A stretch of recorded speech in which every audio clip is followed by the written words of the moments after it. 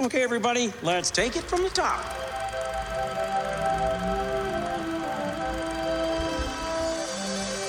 To all who come to this happy place, welcome.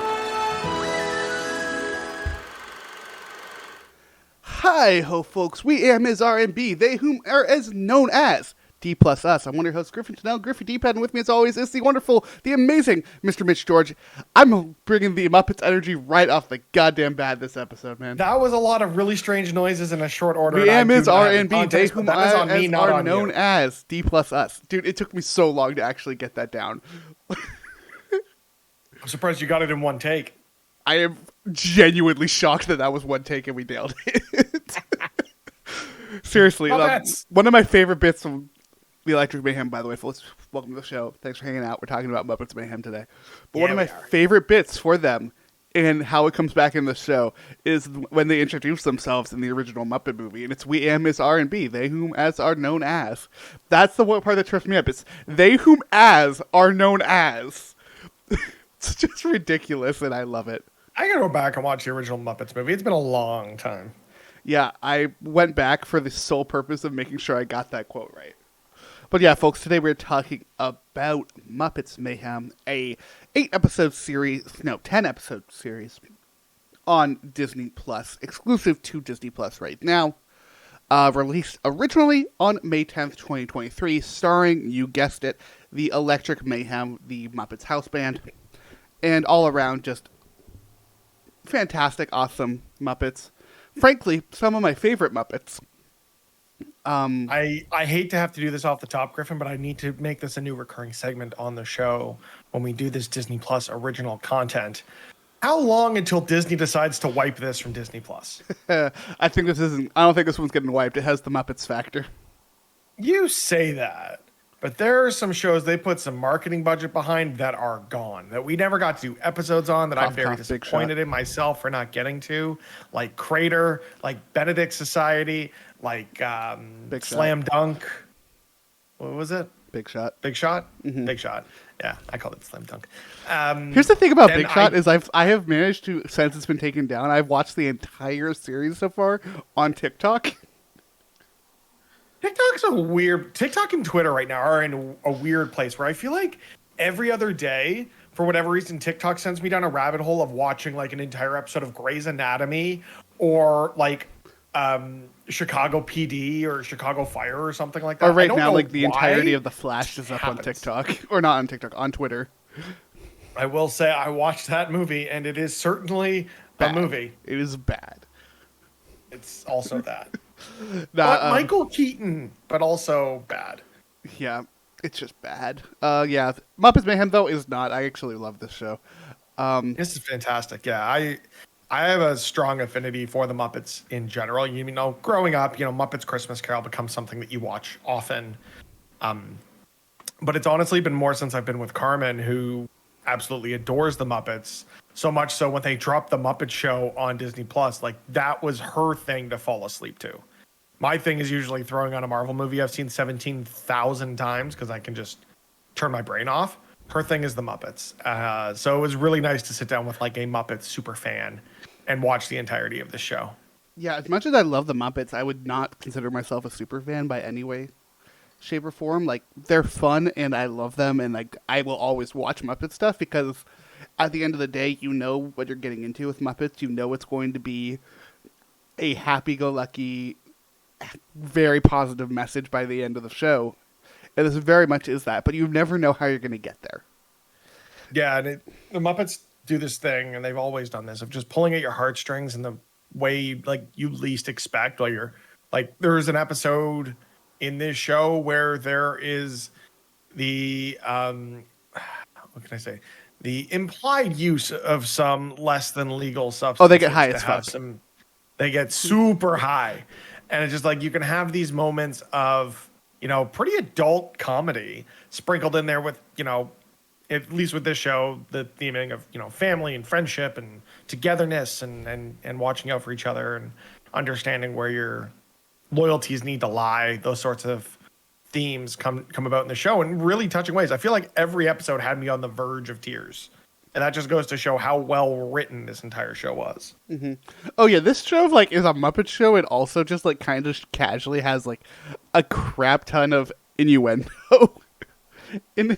Crap ton of cameos too. My God, the star power in this show is just ridiculous. Yeah, I knew that this was like wild with the cameos they got when Peter Jackson showed up. Spoilers, we haven't gotten to that point yet. I don't care. You can Google this stuff. It's just a cameo. But no, this is certainly worth the watch. Like, they're short episodes too. They're not too long. There's a couple episodes I think that are more misses than hits, but it's a very bingeable show. Yeah, I flew through this show when I sat down to finally watch it. I think, especially with just like everything that's been coming out this summer, it's been super nice. It was super nice to just take a sit back and have such a fun, positive show that is done and whatnot. With that said, let's switch gears to go full spoilers, folks. Obviously watch the show, come back, yada, yada, yada, you know, the whole thing. But before we do that, I actually haven't even done the rigmarole, and we're like 6 minutes into the show. So I should probably do that. Hey, we started this one off weird. So hey, what's up, folks? We are D Plus Us. We are the show about all things Disney. If you like our show, please go ahead and find us on YouTube at youtube.com/@D+Us, where you can catch all of our videos, like this show, like our weekly show, like our video essays, like our trailer acts, which are currently on hold. Remember also, folks, to go support the writers and actors strike. Go ahead and check out the actual unions for how you should be supporting the strike. As for us, we're going to be doing that. That's why our trailer reacts are on hold. Everything else is kind of case-by-case basis at the moment. We aren't going to be doing any new movies. More legacy content and us catching up on stuff as opposed to the latest and greatest, just because we want to, you know, we wouldn't want to promote things in bad faith. Yeah. So granted, that's difficult to do when our entire show is the premise of which is content that is available on a streaming service from one of the, if not the largest distributors in the film and entertainment industry. And we're trying to figure it out as we go along without, you know, making ourselves feel bad. We're not going to be scabs. We are going to keep the weekly show rolling. We do have the most recent episode of Secret Invasion up now. We will be doing the one on the finale after that. Not entirely sure where we're going after that. Ahsoka would be the next show we do. Not entirely sure where we're going with that. Like I said, case-by-case basis. We will not be reviewing Haunted Mansion when it drops, which is kind of just, you know, sticking with the strike. That's coming from the big Haunted Mansion fan on the show. It's super bummer, but we'll get it at some point. Probably when it drops it on Disney Plus at some point. Mm-hmm. But yeah, go support the strike. We have a massive vault of content to go through, so don't worry. Selfishly, that probably works out for me because I'm trying to find time. I saw Barbie. This is the Barbenheimer weekend. Come on, Barbie. As of recording. I got time to see Barbie. I need to find time to see Oppenheimer. And now knowing I don't have to like try and squeeze in Haunted Mansion before my vacation next week, kind of nice. Am I still going to see Haunted Mansion opening night? Yes. But 100%. I'm going to try to, but I also have to figure out between that and Oppenheimer. Will I go in my Haunted Mansion sweatshirt with my Haunted Mansion blanket? Yes. Actually, I won't take that blanket. That blanket is heavy as shit. But it's a weighted blanket. It's a weighted right? blanket, yeah.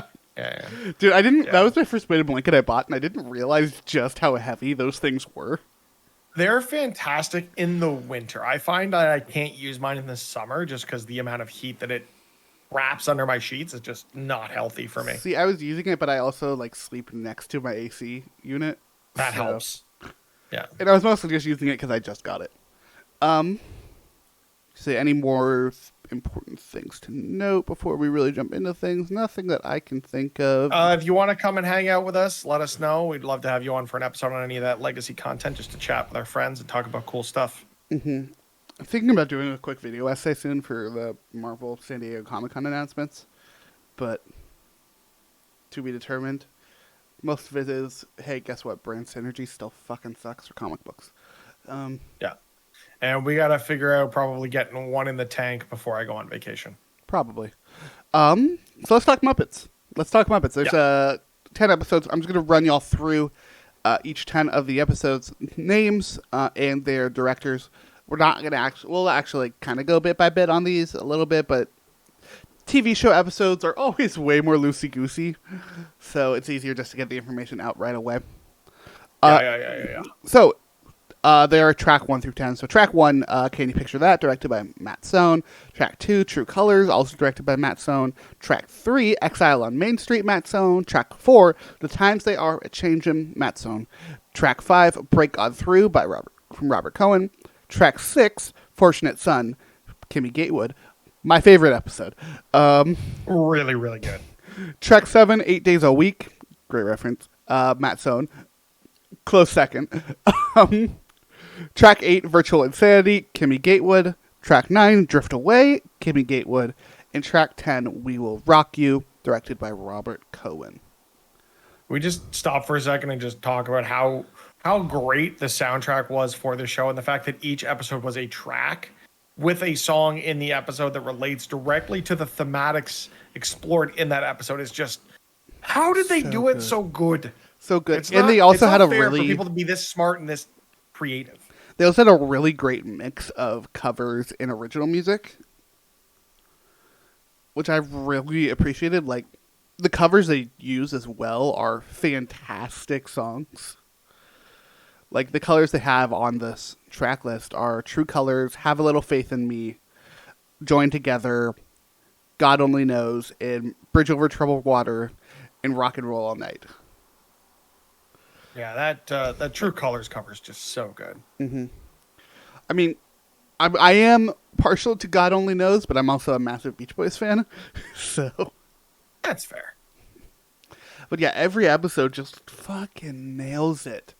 And I feel like they establish so well right off the bat in the first episode of what you're getting from this.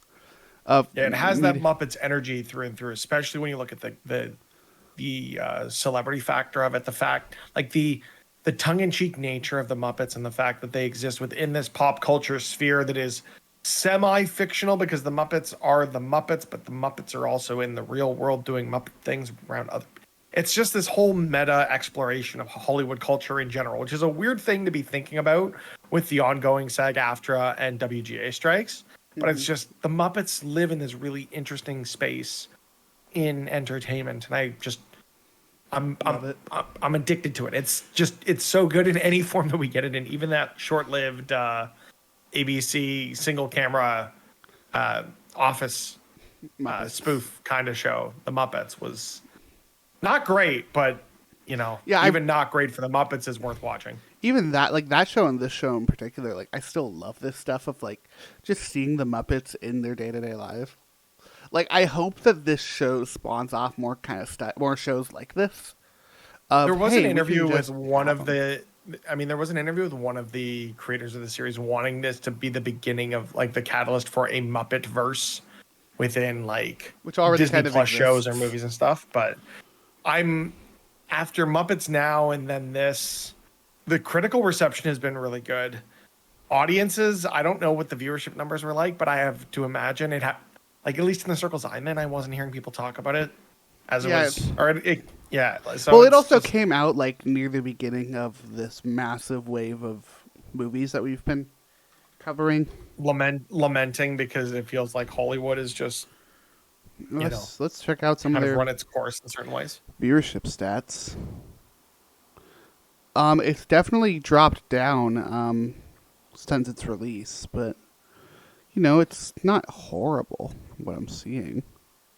Speaking of box office, it was interesting too.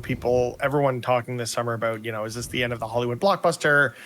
What's going on? Why aren't people going to the movies? And seeing the opening weekend numbers for Barbie and Oppenheimer this morning. I guess it just depends on the content.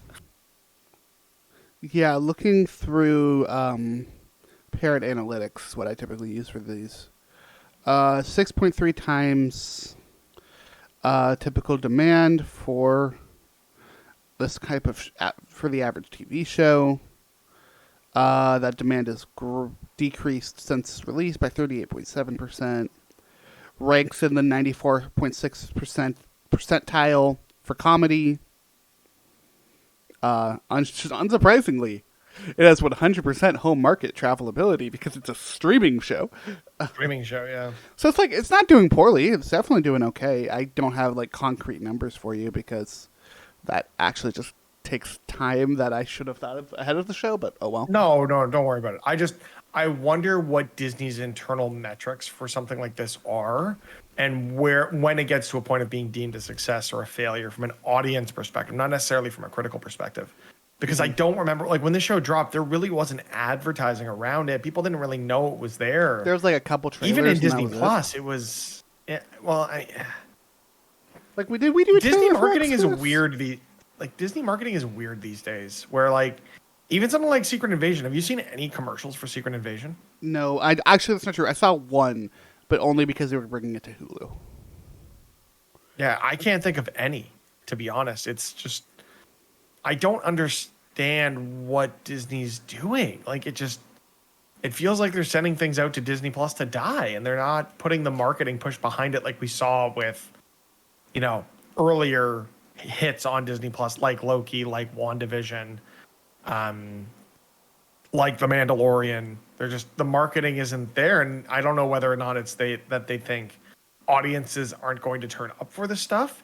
They assume the content will have longer legs on its own, just existing in that ecosystem on Disney Plus, or gets back to my point from earlier of, is this just Disney finding ways to make stuff, put it out for a select group, and then writing it off for tax purposes? And it's a really weird spot for Disney to be in right now. Every interview I see with Bob Iger that isn't him saying really malicious things about the folks who are striking right now from both striking unions in Hollywood is just everything sounds so defeatist of like, we need to get our financials in order, and which is like everybody. Everyone feels that way with everything. We're in a recession. And like, no, I mean, they don't want to admit to it, but very much we are. Disney likes to think that they're in this special place where that kind of shit doesn't apply to them. It does. Shut the fuck up, Look at the Bob. parks right now. Look at the parks. I wish I was at the parks right now with how empty they look. I'm going in like 3 weeks, and I'm hoping it stays there. Dude, it probably will. Selfishly. I think the thing that's going to bring some people back is, and I'm sorry to tell you this, Mitch, is Mickey's Not So Scary Halloween. Yeah, but it'll bring them back on those specific nights to that specific park. I don't think it'll bring them back to the park in general. But we'll see. But yeah, like I was quickly scrolling through Twitter, just quickly searching Muppets Mayhem, seeing what. That's why I was filling time. I could see you looking down. For those who were watching our video, thank you for watching Griffin look at his phone for the last 3.5 minutes. It wasn't that long. No, but it's like long. it's I had fairly. to talk a lot. I mean, I was kind of just going where you were going. Sentiment seems to be fairly positive around this show. It just doesn't seem to be large. It doesn't seem to be there's a shit ton of people talking about this show, but the people are talking about the show love it, which is like where I fall on the show. The show's fantastic. I wish it got out to more. It's hard to get a streaming show that you dropped all at once out. Oh, by the way, we're starting Secret Invasion next week. And oh, by the way, go watch like these 4 movies we have in theaters right now. And oh, by the way, go check out our theme parks. And oh, by the way, yada yada yada yada. And then this month you've got Guardians dropping on Disney Plus. Next month you've probably got Little Mermaid. Like that content stream is still coming. It's just it's all of this delayed Hollywood like BS blockbuster stuff that was the big push at the beginning of the summer, May, June, July, is now going to start funneling into the Disney Plus ecosystem. And how does that impact viewership of shows like this, which don't really have a lot of overlap? And let's make something clear for what folks get. Yes, these shows are being taken down for tax purposes. They're also being taken down because of the strike to not have to pay royalties on certain things, which is they're already very barely paying said royalties. But I was going to say, I saw so my TikTok feed has become mostly just folks talking about the SAG-AFTRA strike, just based on the, stuff that I stopped scrolling at, and seeing some people's royalty checks from streaming have a negative balance makes zero sense to me. Like, how can you be charging people to put your we have your likeness, content, we're going to charge you for it. What? Like, yeah, it's ridiculous. Yeah, I want to bring it back to this actual show because I do feel like we need to talk about the actual content of the show. For not just here to talk about a strike. But yeah, I want to talk about this show because, like I said, I think there's some really fun episodes. I think there are some episodes that miss for me. Funnily enough, the True Colors episode is the one that misses for me. It was a weird one that early in the season to try and, It is the lying thing. I elicit can't that. handle the lying episodes of shows. Where it's like, Yeah. I hate more than anything, I hate the cliche of like your main character getting caught up in their lies and the tangle web it weaves. And then like, obviously they're going to find out the truth, but we're going to make this as dramatic as possible. Every episode, every TV show does it. Every single TV show in existence tries to use this trope. And I get why. There are some funny moments in here. Especially, it does a great job of fleshing out Moog, who I fucking love. Love Moog. We stand Moog Moog is the here. best. We are Team Moog. But yeah, just watching Nora go through that was so hard for me to watch. But then it culminating in Janet singing True Colors to her at the door. It was just the sweetest shit. Just love Like, it. it shouldn't work the way it does, but there's just something about this emotional reverence coming from some puppets that, for whatever reason, just strikes true with like there is not a person alive unless they have no soul that cannot feel some sense of empathy or joy when you're being told something good in puppet form, whether it's Sesame Street, the Muppets. That's really the only examples I can think of. There's that Harry Potter finger diorama thing on YouTube that was really weird for a couple of years. Although, fuck J.K. Rowling and everything that she's done as part of her. I mean, whole considering mission that of being the end bit of anti-trans, that, of those finger puppets was a time bomb, I think we're good. okay. Tick, tick, tick, tick. Seriously, great video. I'm aging us very much with our. You're early YouTube aging reference. us. Yes. Do you know how old that video is? I mentioned growing up with Muppets Christmas Carol. Go back. I'm telling you right now. Go back and look at the release date of that original Harry Potter finger puppet video. It is old. You do not realize how old it is until you look at it. And that's saying it from the person who's watching llamas with hats have a resurgence. That's 16 years ago. Yeah. Yeah, Mitch. God, I'm old. Which, yeah, again, fuck J.K. Rowling. Yeah. But yeah, I love this. I love Nora. I love how they introduced us to Nora, too. Like, our very first moment of seeing Nora is her singing Rock and Roll All Night in her car in the drive-thru to get coffee. And getting it wrong. Yeah. Rock and roll till 9 and part of every day. So fucking funny. No, I don't love Nora. Like I it's hard for me to look past Lily Singh, the YouTuber, the vlogger, the comedian, and see Lily Singh as an actor in a program. Shout out Toronto's very own, first woman of Indian descent to host a network late night talk show host. Let's go, Lily Singh. But like, it's like seeing James Corden and stuff, where James Corden and stuff isn't the character that he is. James Corden is just James Corden, whether he's in Cats, whether he's in that terrible musical you made me watch. I hope you want to Into know Woods. the insult that you're giving Lily Singh by relating her to James Corden. Not relating her to James Corden in terms of ability and skill, but just it's hard to separate the person from the performance when it comes to late night talk show hosts. That's fair. I don't have any of that background with Lily Singh. I never watched her YouTube. I didn't realize she was a late night talk show host until researching for this episode. So Yeah, she took over the Carson Daly slot on NBC, the late slot. gotcha. So yeah, going into this, I was like, oh yeah, I love this character. This character's great. She's doing awesome stuff. She's hilarious. Her relationship with her sister is like one of the best things in this show. The ups and downs and all of it. Like, I was totally here for it. I like her. I love her relationship with her boss. Her relationship with JJ is really fun to explore too. Anders Holm here, like anyone who hasn't seen Workaholics needs to watch that show because one, it's one of the greatest comedy series that's ever been created, and two, Anders Holm and that is just out of this world hilarious. Also, their relationship Like him, has Blake Anderson, and Adam Devine. their relationship has one of my favorite resolutions for a relationship in a TV show, where it's like they introduced JJ, right, and like he's clearly introduced in the way of like, oh, he's gonna be the bad guy, and he's not. He just still loves Nora, and Nora's like, I don't feel that anymore. Like, I'm sorry, I just don't. And he's like, okay, like it sucks, but okay, I can't force anything. That's life. Yeah, I'm not going to be a dick. There's that great moment in the finale of like, is this the moment where you drop the "let's just be friends" line? She's like, I would really like that. Mm-hmm. All right.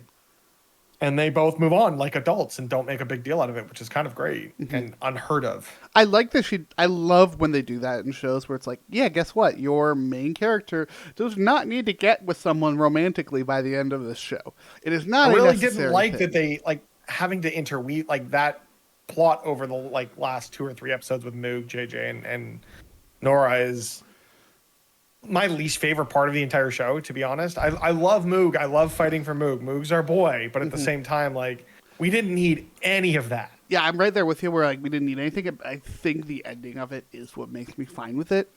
Is I like that they all come to the realization of, hey, maybe we don't need to date. Maybe being friends is fine. Yeah. Like, you guys are okay. Like, they did that in, spoiler alert, for Ted Lasso. I thought you were going to say Oppenheimer for a second. I'm just like, nothing in that movie is a spoiler. It's a historical drama. Spoiler for Oppenheimer, they drop a bomb. No. No, but like in Ted Lasso with Keely, Roy, and Jamie, no one ends up in a relationship there because like that's how it would actually happen. Like everyone's going to respect each other's boundaries. Everyone's going to be real with each other and like not be dicks.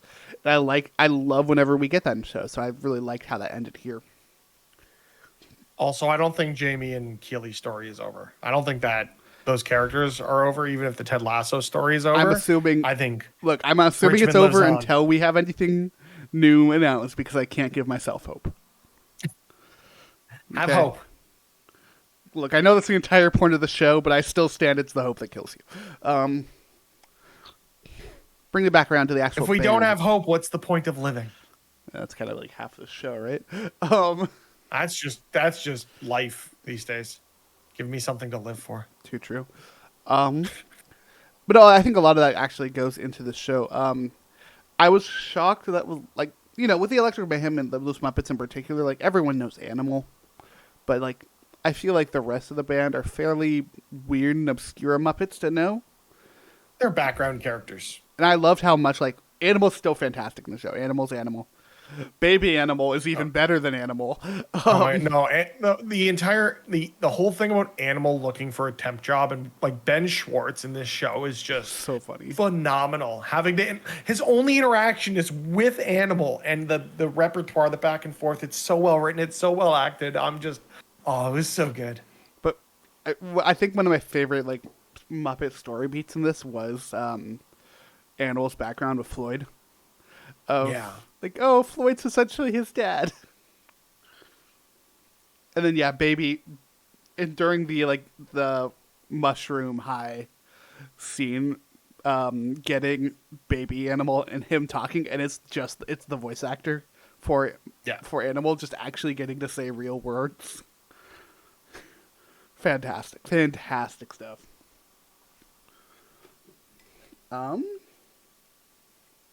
I'm trying to think of any other major points to hit unless we want to start going through things episode by episode.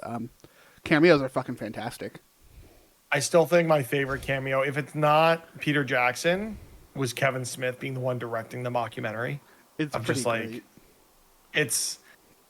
It tracks for the Muppets and the sphere of influence in which they exist, but like it was so out of left field like that. Morgan Freeman popping up at one point, Tommy Lee, Lil Nas X. Peter Jackson at the end of that episode. Like, the Rockumentary episode probably had the best cameos. It was the cameo fest for sure. Mm-hmm. But even, like, outside of that, like, I never expected Joe Latroglio to show up in this show. Like, that was just someone who I was like, no way. Not even on my radar. Dude. When they have the whole fight, like when they piss off all of the fandoms and you've got like Nicole Byer with the Beehive or Jack McBrayer with the little monsters and stuff, it's just like, oh my God. So good. That hit real good. And also like that episode, like We Are One is probably my favorite song to come out of this. Like that I really moment. like the theme. The theme is on my go-to playlist right now. Yeah, the two I have on my go-to playlist are "We Are One" and "Gotta Be Me." Mm-hmm. Yeah, everything with Dr. Teeth's family. Oh man, And like, yeah, Dr. Teeth is actually a certified dentist. He is an actual doctor.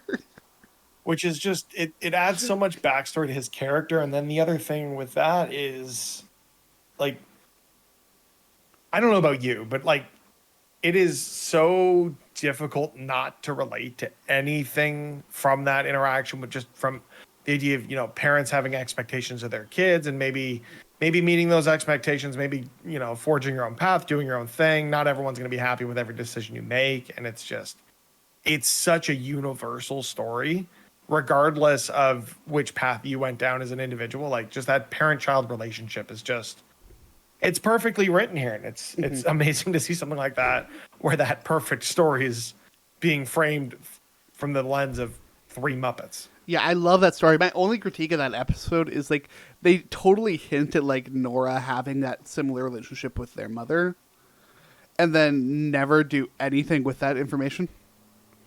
Like, it's just okay, move on. And I would have loved to see more of that, because I do think like Nora is the heart and soul of this show. Well, Nora is the viewer in the sense of, like, she is being introduced to the Electric Mayhem in a way that we as the audience are also, like, we are meant to be in Nora's shoes as she goes throughout this journey, right? Because you've got the super fan that's already there. You've got the familial relationship within the Electric Mayhem. Nora is meant to be the vehicle for the viewer. So it would only make sense that her plot is central to our journey through this Electric Mayhem story is framed through Nora. Yeah, I wish they'd done more with that there, but like ultimately I can't complain. It was hilarious through and through, getting to see the backstory of how Floyd and Dr. Teeth meet. Their hilarious realization for "Can You Picture That?" Mm-hmm. Where it was like, I'm 90% sure that was supposed to be like reminiscent of the point in the Muppet movie where they break down and they're chilling in the desert. Yeah. Like, just fantastic stuff. And then that song at the end, like, "Gotta Be Me." The moment that Dr. Teeth starts singing with Floyd, it just hits you in the emotions. Yeah. There's just something about that Muppet magic that just pulls all the emotions out of the viewer. And there's some special sauce going on over there Muppet Studios. And whether it's the Jason Segel Muppets reboot, whether it's going back to the old Muppets show, the fact that all of this, or most of, I will say, there's still a few Muppet productions that are tied up in licensing kerfuffle between Sony and Disney, I believe, at this point, because Sony distributed a few of the movies in the 90s, so they don't have the rights to do that, to distribute those on Disney Plus. Treasure Island and stuff like that, Muppets Take Manhattan. Just the fact that we have all of this content to consume, we're very privileged with the fact that all of this exists, mostly in its original form, apart from a few sketches in the Muppet Show, to consume whenever we want. Like, if you had told 5-year-old Griffin that if at any point he wanted to watch any Muppet Show episode ever, he could just do it, he'd probably be really scared that you were talking to him like you were him from the future. Fuck? Why? I mean, I didn't care about the Muppets back then. I don't think you're dropping F-bombs at 5, but I mean, yeah, probably not. No, this show's such a great reminder of like, hey, the Muppets rock. We should watch more of the Muppets. With more of like, we were talking about like response and whatnot. On Rotten Tomatoes, it currently has an 83. Average of 7.2, and it's like, hey, guess what? It's not this massive rainbow connection moment from the end of the Muppets with all the Muppets singing, but it's still freaking amazing. It works well on the scale that they're trying to explore for a Disney Plus show. Exactly. This show is absolutely worth watching. Let's keep going through episodes. Let's jump back to episode 1 real quick of them actually all meeting. Super fun, super hilarious stuff, especially with Penny, Nora's boss. I love that Penny's in a relationship with Dr. Teeth, and that's why they never made the album. It's because they broke up. That hit the history there is just so good. Especially when it's like the compression socks. So fucking funny. We talked about True Colors. 3, when they're trying to make the music. That was another one that was like, it was fun. It wasn't my favorite of them making the music with Zed. The animal stuff I loved. There were some of these cameos where I had to turn to Carm and be like, who is that? What is going on? Am I that out of touch with modern music? And the answer was yes. The answer was yes. Yeah. Apparently. No, I love everything with Animal in this episode of him like doing the job stuff, Ben Schwartz and all that. Didn't love the Zed stuff. James Hong, showing up in yet another production to add to his illustriously, mile-long Hollywood credit list. Not only that, but calling him the chosen one. Also, just randomly, Sophia Carson showing up, which I didn't know who that was. Because I'm old. For a show like this, it's inevitable that you get your Disney Channel star in there. And who? Sophia Carson. Who? Do you know that movie, The Descendants? The DCOM. I am aware that it exists. I have never watched it because that felt like a Disney Channel movie that was not for my generation. Absolutely not. Could we do an episode on one of those movies so I have some sort of context for what you're trying to tell me right now? Probably not. I think you're going to hate it. All right. You struggled with Camp Rock. You're not going to be able to handle. I enjoyed Camp Rock for what it was. No, we might do an episode on it eventually, but no, Sophia Carson kind of rose to prominence because of Descendants and has her own music career aside from everything. So she's actually kind of the perfect person to be pulling in for this show. Not Olivia Rodrigo? Well, you're not going to be able to pull Olivia Rodrigo for this show. Let's be real. Very true.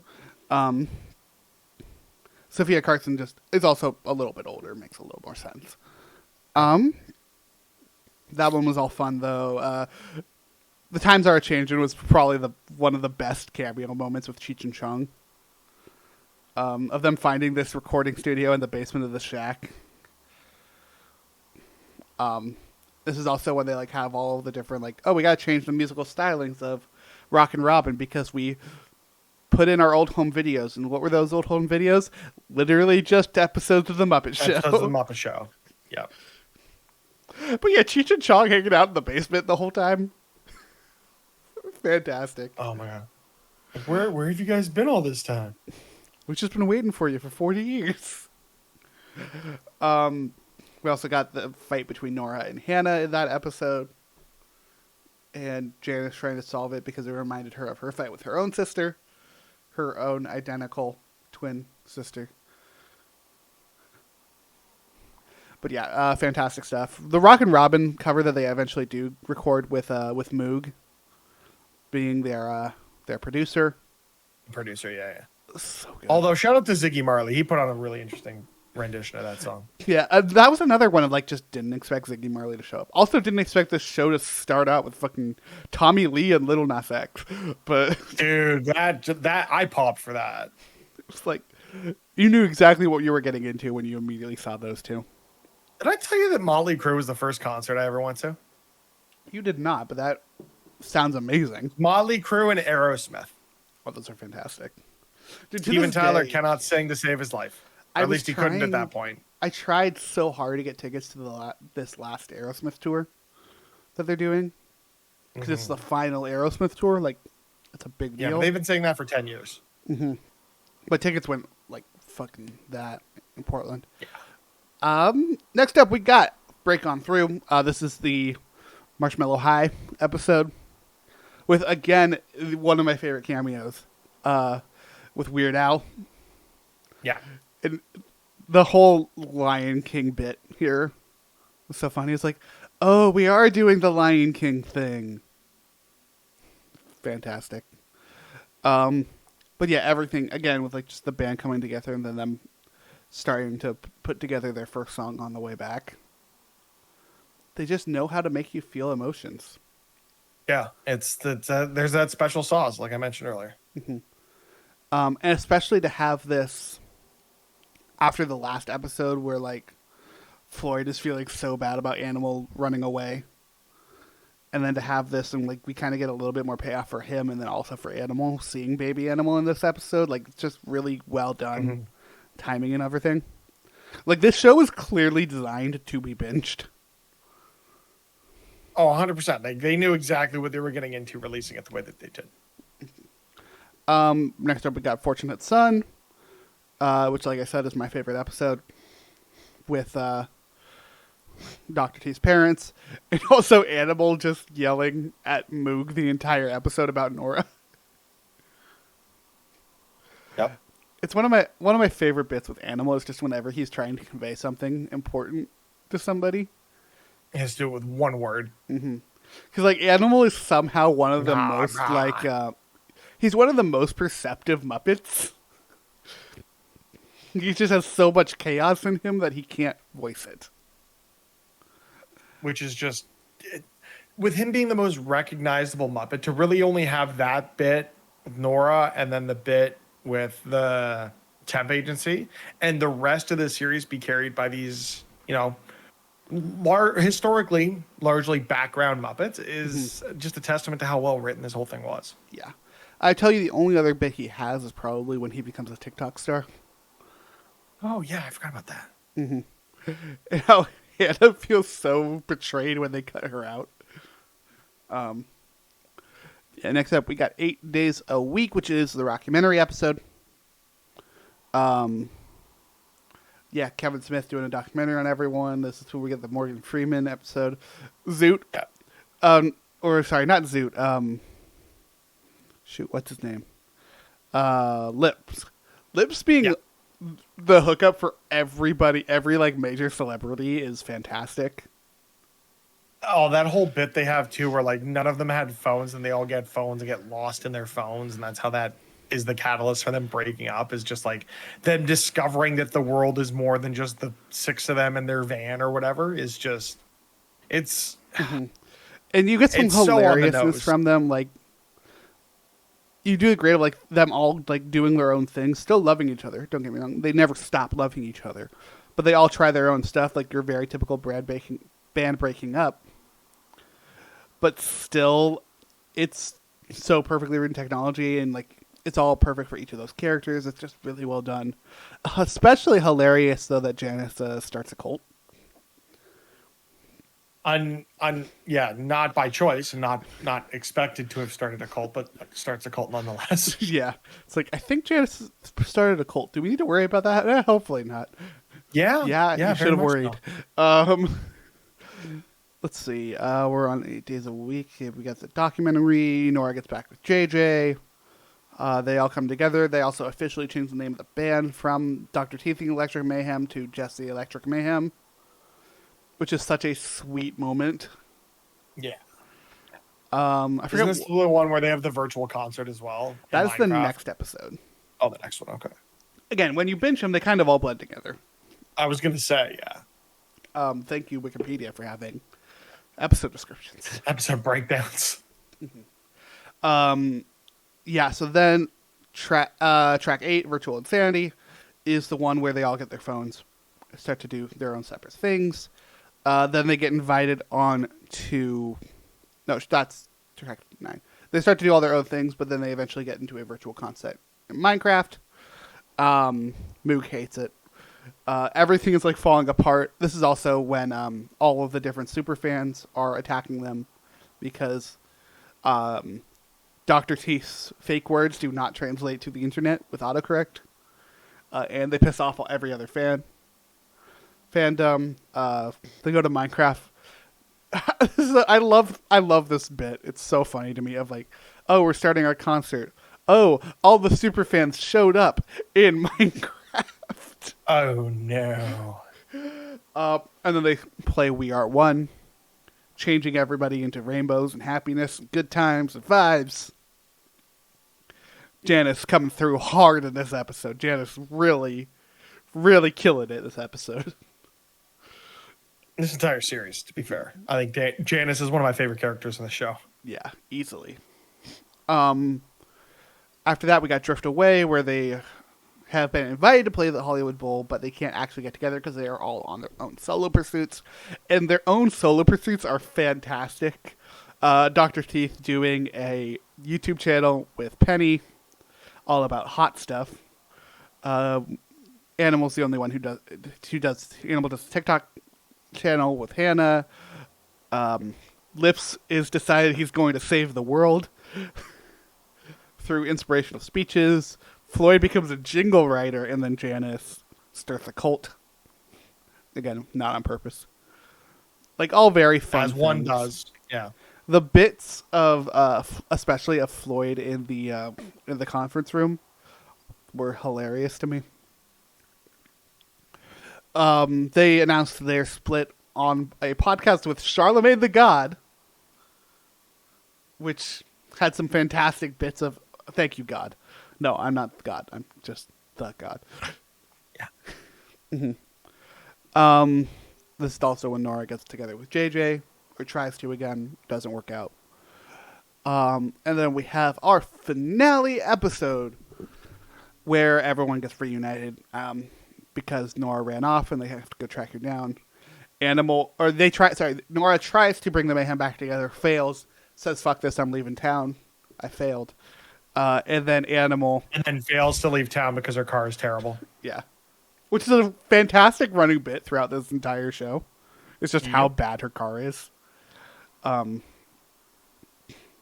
I forget at what point...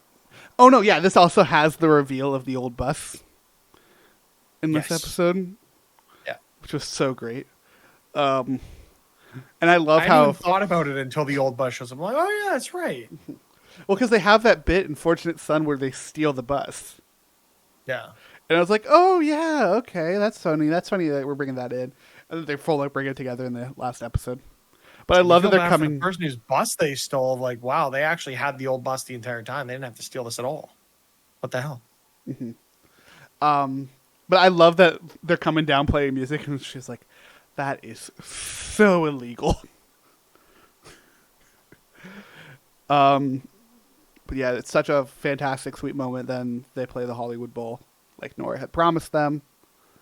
God, that moment though, when Dr. T's like, "This song is for Nora," I'm bawling my eyes out. Oh, 100%, 100%. All of this, how they're able to get us to that point in 5 hours of content, or less than 5 hours at this point, and have that emotional attachment to these characters in a way that I didn't expect to. At least for like Nora and Moog, JJ, like the new characters in this show, right? But they did it. Somehow they did it. Well, especially for me with Believe in Us, which is that final song, to have that be an extension of all of the themes and stuff from Have a Little Faith in Me, from the beginning of the episode, and how Nora has that connection to the song because of her dad. Like, having all those themes go into this original song for the Electric Mayhem, there we go. It really was just a perfect ending to the show, and then them all going on tour together because they are a family. But I don't want to, like, discount how good it was Animals bringing his family back together. Yeah. Like, how he's able to bring them all together with just Nora. Nora's in trouble, we gotta go. Yep, that's all it took. Mm-hmm. This really is just a fantastic show. One thing we haven't mentioned at all, which I'm shocked we haven't yet, is the cold opens for all these episodes. The cold opens are hilarious. They rival Brooklyn Nine-Nine cold opens. It's just, they're all so good. And when there wasn't one, I think there was an episode towards the end that didn't have one. I'm like, oh, I missed that. Yeah, the only episode, it was the final episode. Because they weren't right, together. Yeah. But yeah, a couple of my favorites were one where their van breaks down, so they hold a concert. And the police come to, guys, you're blocking traffic. Like, you're causing a jam. You're goddamn right we're causing a jam. No, you're causing a jam. Shows all the cars. And then they still play one last song. Yeah. But I think my favorite of the cold opens is they're hanging out in the van singing songs. They're like, what should we sing next? And it's, oh yeah, we should sing Queen, Hendrix, the Beatles. Yes. All music that we have the money to sing. Yeah. Live on this show. And then they did not. Like, some of the most meta humor comes from these cold opens. Yeah. And I don't think there was one that missed. I also really loved the end credit scenes of Zoot just taking the picture. Yeah, every episode ending on Zoot. Mm-hmm. It's like it didn't have to, but oh my! And the one where he's like got his cell phone instead of the traditional Polaroid camera, and he can't figure it out is just it's perfect. Yeah. I love there's so many good ones. Like, I love when he's taking a picture to the side, looks at you, it's like, what are you doing over there? Or accidentally takes a picture of himself or whatnot. Like, they're all fantastic. This show in general is just fantastic. It's just real good. It's worth the watch. It's worth rewatching, honestly, if you're into the Muppets at all. Like, after doing this, I kind of want to go rewatch it. At least, like, the thing with this, they're bite-sized episodes. You could go and just rewatch an episode or two that you really like. You don't have to watch them all to get. You already have the context having watched the series, so they can definitely just be bite-sized chunks of, like, throw it on in the background, work out to something, or do work with this on in the background, like, very, very easily. Yeah, for fun, while I've been working, I've just been bringing up clips from the show on YouTube of, like, oh, here's this performance in the show. Here's this performance in the show. Because I do think, for a couple of the songs, I do think the performances in the show are better than the actual soundtrack versions. Like, I'm struggling with song names today. Gotta Be Me, or just Gotta Be. In the show, it's Floyd singing the opening, and then Dr. Heath comes in. In the actual track list version on the soundtrack, it's Dr. Teeth the whole opening. Which is, like, it's still fun, but I really like that Floyd opening it and then Dr. Teeth coming in. So it's like, I love that we still have both those versions. You gotta watch one version and you gotta... Yeah, adds more to that family dynamic, right? Mm-hmm. And then the same, it goes for every one of these songs. Like, they are all slightly different on their track version versus how they are on the show, which I really appreciate. Yeah, I recommend anyone who enjoyed this show, go listen to the soundtrack, because there's a lot that we didn't get in the show that you get from the soundtrack. And I realized I've missed the most important cover that they did in this entire show, which is All You Need Is Love. Which might have been the single best way to end the rockumentary episode. It really was. With playing it on the house to be reminiscent of that moment. I almost feel like having the celebrity cameos after that lessen the impact of it, because you remember the cameos more than you do the use of the song. In some ways, like the first thing you and I both said when we sat down was, "Oh my God, that Peter Jackson cameo! Oh my God, the Kevin Smith cameo!" And it took us until this point in the episode to talk about the song that led into those moments. I think that's unique for us being nerdy ass movie fans. I guess, yeah, because like that's fair. But I mean, on that same level, I am just as much a Beatles fan as I am a movie fan. So I definitely see what you're saying there. I want to bring down the track list real fast for y'all. There are 22 tracks total, 5 of which are instrumentals, because they have like a medley. They have a track for the Marshmallow Hallucination, Nora Zoots Suits, which is a great one. And then the end credits, and then one that's just titled Mayhem. But yeah, they got, title track, Rock On, Gotta Be, True Colors, The Sound of Us, Have a Little Faith in Me, Join Together.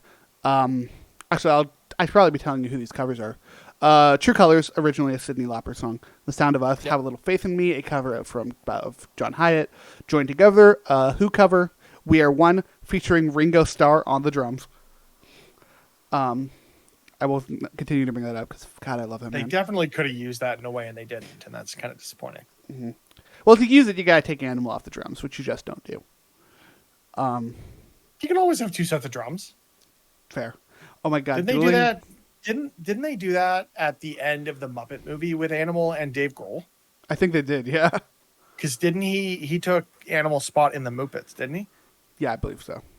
Which is just, again, another fantastic celebrity cameo that the Muppets have done over the years. Yeah. Oh my God, Can You Picture That?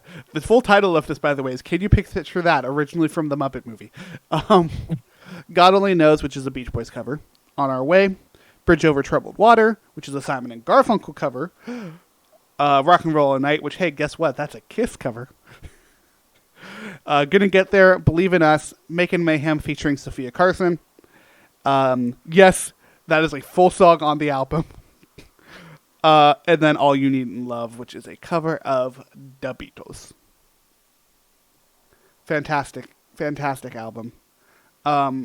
The actual vinyl version, the actual LP does not include Mayhem Muppets Mayhem Medley, like all the instrumental stuff. Yeah. And both Can You Picture That and Rock On have been released as singles as well. It really is a fantastic album. It has been hitting Billboard numbers. Good. It peaked at number 10 for vinyl sales, which I think is very interesting. Yeah, I didn't even because thinking back, like the few vinyls that I've bought, most of them have been film soundtracks or film scores. Most of my vinyl is video game music, so I mean, there's that too, but most of mine is film. And the one that I still need to pick up from earlier this summer is the Guardians Volume 3 soundtrack, which, I mean, go back and listen to our episode. I did not vibe on that soundtrack the way I did on the soundtrack from the first two films, but I digress. I'm surprised we heard more about this charting than we did Guardians, because I feel like every summer that Guardians has come out, songs from that soundtrack have charted. So songs from that soundtrack were charting, particularly Florence and the Machine. Saw a massive that song boost. Is still everywhere on the radio, which is kind of bothering me because of how emotional I get when I hear that song now. I already felt emotional for that song because of high school. The other one being Beastie Boys, but it wasn't only from Guardians, which is the weird thing. It was also from the Mario movie. Yeah, the Super Mario Bros. Which, funnily enough, that's the vinyl that should be getting delivered soon. Oh my god, that soundtrack is so good. I chose not to buy it, and I'm kind of regretting it. But also, I'm not regretting it because I need to save money. I have no regrets. I bought it, and I bought the small version of Peaches, so because it was too funny not to purchase. But bringing it back to this one real quick, we do also have numbers for the actual soundtrack. This did hit number 1 on U.S. Kids albums. Damn. Hit number 10 for U.S. soundtrack albums. Hit number 29. Oh, and these are all peak positions. This is not their current position. Hit 29 for U.S. top album sales and 23 for U.S. top current album sales. Because apparently, those are two separate things. I still, to this day, do not understand Billboard. None of it makes sense, but it is what it is. If you are interested in this LP, I do want to call out, you can get a normal version, but the Target exclusive version has one that is this cool blue, purple, and green swirl stuff. I'm a big fan of vinyl that has these like weird, funky colors on them. So I feel the need to call it out. Doesn't exist in Canada. Target? Yeah. Friggin' come in, destroy Zellers, and then yeet themselves out of the country. I also love, for what it's worth, in that finale, they should straight up show the vinyl. Yep. Like, that is the vinyl that you purchase. That is the vinyl, yeah. Which is just, I love how meta that is. And it makes so much sense for a music show, right? Like, that's the other aspect of all of this, right? It's like, obviously there's the Muppets angle of it that I love, but also there's the music angle that I also love. Yeah, this is the perfect storm of we are Disney fans, we are television fans, and we are music fans. Which just means the Muppets hits all three of those boxes, and we're all about it the entire time. I'm surprised it took us this long to do an episode on this series. I mean, I can tell you exactly why it took it so long to do an episode on this series. Because we're busy as hell? Yeah. And we finally had a chance to slow it down a little bit. There's some other cameos we haven't mentioned that I want to call out before we wrap up this episode. Steve Aoki is in this show. That was fun. Deadmau5 as Deadmau5. It is actually Deadmau5 in the show. See, we got Tommy Lee. We mentioned Tommy Lee. We mentioned Siggy Marlin. Ryan Seacrest from Queer Eye was a good one. That was a great one. Yeah, Ryan Seacrest is in this show, and it's funny. Kesha has a great rendition of Rockin' Robin. Paula Abdul is hilarious in her cameo. That one broke my brain. Danny Trejo is hilarious in his cameo. Weird Al's cameo was awesome. Weird Al's still the best cameo. Before it's just a show. Peter Jackson, Kevin Smith. I still love Ben Schwartz, and the fact that it wasn't a cameo, but his character was actually like having to be upset with Animal, which is the hardest thing to act because Animal's the best. Yeah. I want to shout out Kristen Shaw being in this stuff. Just another hilarious actor cameo. I think we have hit most of them. About covers it for me. Yeah. Also, just Rachel Bloom being the head of the Swifties was perfect to me. Yeah, I think we've hit most of the stuff. Should do some more Muppet episodes. Muppets is great.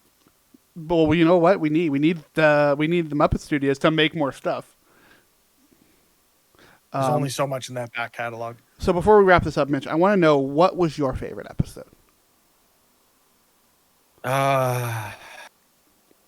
Probably 8 Days a Week, or Fortunate Son.